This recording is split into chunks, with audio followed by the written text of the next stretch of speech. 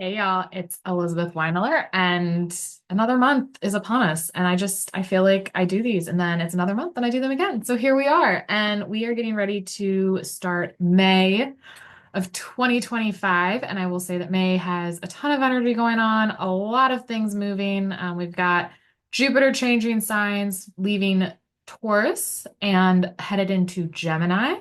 And then the nodes of the moon, Rahu and Ketu, will also be changing signs. Rahu will be going from Pisces and transiting into Aquarius, and Ketu will be transiting from Virgo into Leo.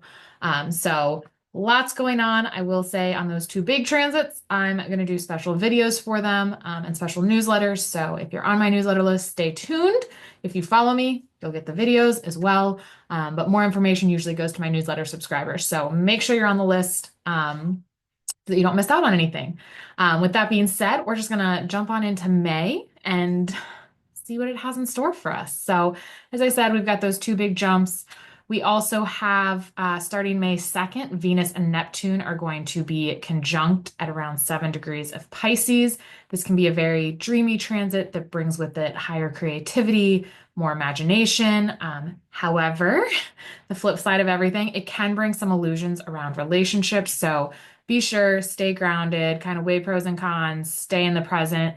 If you are single and meet someone today or a couple days around that day, just give it time because Neptune will eventually kind of pop the bubble and bring with it the potential for disappointment. So just don't jump too fast because Neptune and Venus together can bring a bit of that illusion around relationships. But it is a very creative transit, so enjoy it.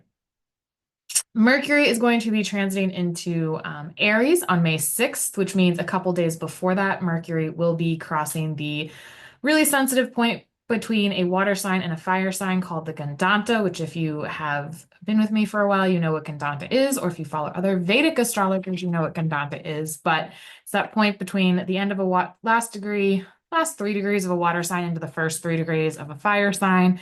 It's a very emotional knot. It can bring emotions can run higher. There can be potential for stronger storms. There can be a higher chance of flooding as well under that. So that'll be May 5th to 7th that Mercury will be Gandanta. May 6th, as I said, Mercury is going to transit into Aries. This is a sign that is ruled by Mars. So Mars and Mercury, as we know, don't always get along the best. It can bring, on the positive side, a lot of self-starting energy. It can give the ability to take quick action. It can bring new ideas and new ways of thinking. It's going to be important to make sure you keep an open mind when you're talking with people. It could make people a bit more impulsive. And it's also going to be really important for you to watch your words, to pay attention, recognize that other people that don't know this may not be watching their words and may be more aggressive, more argumentative, more confrontational, and harsher in their communication. If you have Mars and Mercury connected in your natal chart somehow, you're going to have this tendency overall, and it's one that is going to be an area for growth in your life. Really important during this to leave extra time while traveling because people can be more aggressive in their driving under this Mercury and Aries transit. So higher potential for accidents, just leave time, really be aware while driving, and even crossing intersections, red light running, things like that. That being said, Mercury will not be in Aries super long. It's moving quickly. It's moving forward. We just came out of the retrograde cycle in April, so it is clipping along. And so Mercury will transit into Taurus on May 23rd, where Venus and Mercury are friends, and Taurus is ruled by Venus. So it can be a time of imagination and creativity. It can motivate you to take initiative and begin new projects. It's a transit that can bring clearer communication to situations and make communication more soft so to speak. And you may find that you're more confident expressing your desires and your point of view. You may even also find that you're more willing to challenge others, but it'll be in a much nicer way than when you challenge them under the Mercury-Mars energy of Mercury and Aries. So another thing about Mercury transiting Taurus, it can be a great time to set realistic goals. And it's a really good time, good transit for relationships because you're more easily able able to and open to communication. So just really appreciate the communications, appreciate resources that come your way, and really enjoy the Mercury in Taurus energy that begins May 23rd. I'm going to jump back a couple days. May 12th, we are going to have a full moon at 28 degrees of Libra in the lunar mansion of Vishaka. Full moons are always a great time when you can bring projects to their peak point, working at high performance. In this lunar mansion of Vishaka, it can be a time when you benefit through traveling. It can have the ability you can have the ability to really concentrate on your goals and overcome obstacles that may appear in your path. And it's a time when it's going to be really important to kind of push through and not give up too early under this full moon. May 14th is when Jupiter will transit into Gemini. Again, I will be doing a special newsletter on this, so I'm not going to go into details here, but stay tuned. I'll get it out a couple days before the transit starts. I'm going to try for a little more than a couple days, but I also know my schedule, so it'll for sure be a couple days before May 14th when that special newsletter will come out. But high level, it's going to move through Gemini very quickly. It's moving full speed ahead. So Jupiter will transit in Gemini from May 14th until October 19th. And then it's going to jump into Cancer, where it will retrograde and move back into Gemini December 3rd of 2025 until June 2nd of 2026. So keep your eyes for that special newsletter. May 14th, the sun is going to transit into Taurus. It's a transit that can bring a boost of determination, can bring with it a sense of the feeling of security. You're really going to be able to achieve materialistic pursuits through hard work and taking a balanced approach to all things. You may find under this month-long transit, because remember the sun stays in a sign 1 month, which is how we get, how people usually associate it. But you will find you're working harder to achieve your goals. And you may find under this transit of the sun that you're able to start making decisions to better support your health and body. So you may slowly adjust your eating in ways that support your body more, or start exercising in new ways and find different ways that work for you. May 17th, Uranus and the sun will be conjunct at 3 degrees of Taurus. So this can be a time of unexpected change. It can be a time where we see rebellions occur. You may feel the urge, individuals may feel the urge to break out of the routine and the mundane. It's going to be really important to stay active and to avoid, by staying active, you're going to avoid that restless and nervous energy that this transit can bring up. And with this transit, you may be more resistant to change. And the more you resist the change, the more likely you are to be thrust into change. So really ride the waves, go with the flow. The more you can embrace changes coming your way, the easier this is going to be in the long run. May 27th, we are going to have a new moon at 11 degrees of Taurus in the lunar mansion of Rohini. New moons are a great time to do a little reflecting. It's a time to turn within and take some time to really meditate and reset for the next month or the next lunar cycle. A few days after the new moon can be a really great time to begin new projects. And the new moon can bring a fresh sense of inner strength. So especially this new moon. So under this energy, you can find also faults in others, and you may lose interest in them more quickly. So just be really mindful that you're not nitpicking stuff that shouldn't be nitpicked.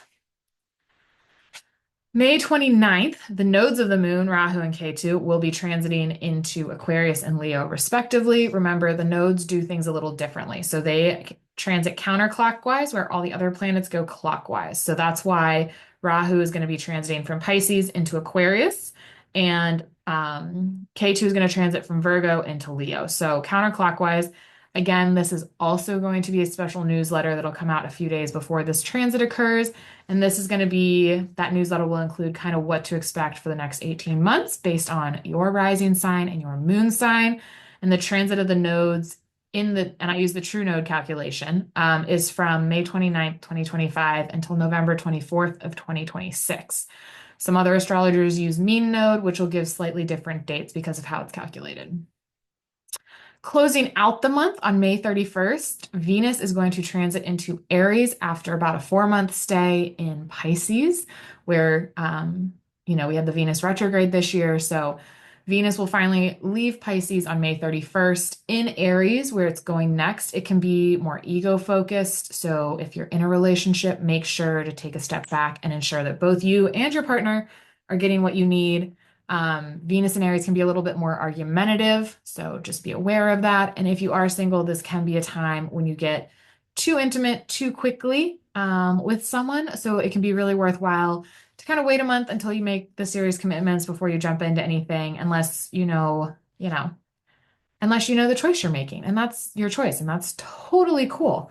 But just know that it can be energy that makes you jump a little more quickly. The transit of Venus and Aries can also be one that's adventurous, playful, very spontaneous and passionate, creative and generous. And it can also be a time of healing, especially while Venus is in the lunar mansion of Ashwini in the first 3 degrees. So that'll be about the first week and a half, 2 weeks of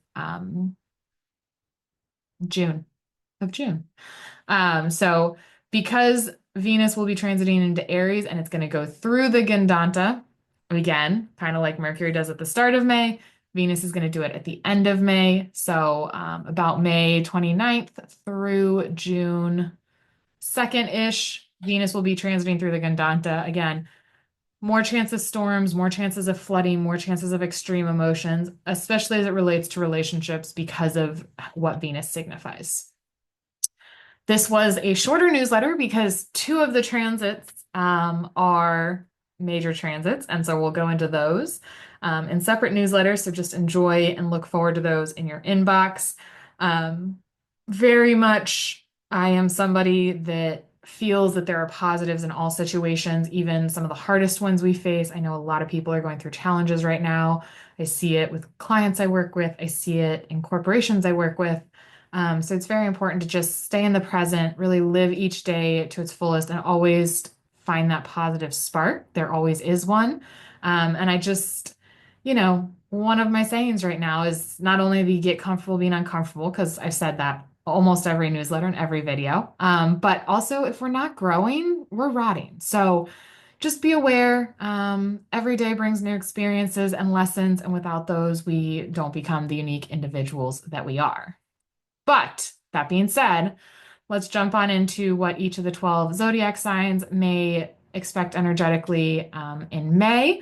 I always say look at your rising or rising ascendant, same thing. And then look at your moon to give other insights as well. Remember, I kind of do these as high level. If you want unique to you, I will put a link below and you can head on over and book a consultation with me. But these are high level and we are each unique, but high level, this is what each of the 12 signs can expect in the month of May. Aries, you will find that your mind is more active this month. You may feel this need to get away and travel. It can be really good to do kind of a weekend trip to reset your energy and scratch that itch, so to speak, on the travel bug. And you may find that because of this, your mind is kind of jumping around from topic to topic very rapidly, which could confuse others. So just stay aware if they look confused and ask for clarification. Don't get pissed at them because remember, Mercury is in Aries. So this is a month where you're going to find yourself caring for others from a selfless place as well. The key for this, because it is supposed to be from a selfless place, is not to expect anything in return. Otherwise, it's not a truly selfless, it's not truly selfless. So if you've been struggling in your relationships for a while or in your relationship for a while, the realities could surface this month and are asking you to be really honest with yourself. The key is really going to be doing all you can do this month so you don't look back and have regrets. Taurus, you may find yourself desiring alone time to just do what you want, be with your own thoughts. It can be a really great time to meditate. This may not be the best time to openly share your opinions with others, especially if you're doing so as a way to win them over. It's a great month to really get a group of friends together, go out, do new things. So you're going to have this split side of I want to go out and do new things, and you should be going out and doing new things, but wanting that alone time. So it's going to be finding that balance. You need both this month. And it can be for you a good month to attend a conference because you'll do well in group settings. And you may be feeling more secure in yourself and willing to help the group achieve its objectives. But again, split energy for you, Taurus, because you will definitely want your alone time, but you'll want that people time as well. Gemini, you will find yourself thinking about your goals and expectations. This can include analyzing them to see if they still resonate or ever resonated with you. If you find that they were actually goals placed on you by others, that's okay. This is a great time to think about what you want your goals to be moving forward. So work through that. You can find that things are working in your favor at work and in your professional life, and you'll find that your energy this month attracts people and circumstances that really help you at work. So you're going to find those working relationships should be running more smoothly and really just working with others from a place of peace and like compromise and collaboration. Um, so yeah, Cancer, this can be a time when you find yourself making plans for your career. It can be a great time to learn new things related to your profession that are going to help you grow into the future. If you are curious about how to move up in your career, this can be a really great time to have a conversation with your boss to better understand what they expect in order to achieve your goals. You will find that you have some experience this month that really leads to personal growth, and it can come in various forms. So before you start worrying it's a bad experience, it can be good experiences that help you grow. And remember, it's all in how you look at it, it's perspective. It's really about expanding your horizons, and this can be a great time to go out, enjoy a museum or a concert that's not in your wheelhouse, try something new, as well as it can be a great time for a vacation. So make it someplace new that you've never been before to get to experience that.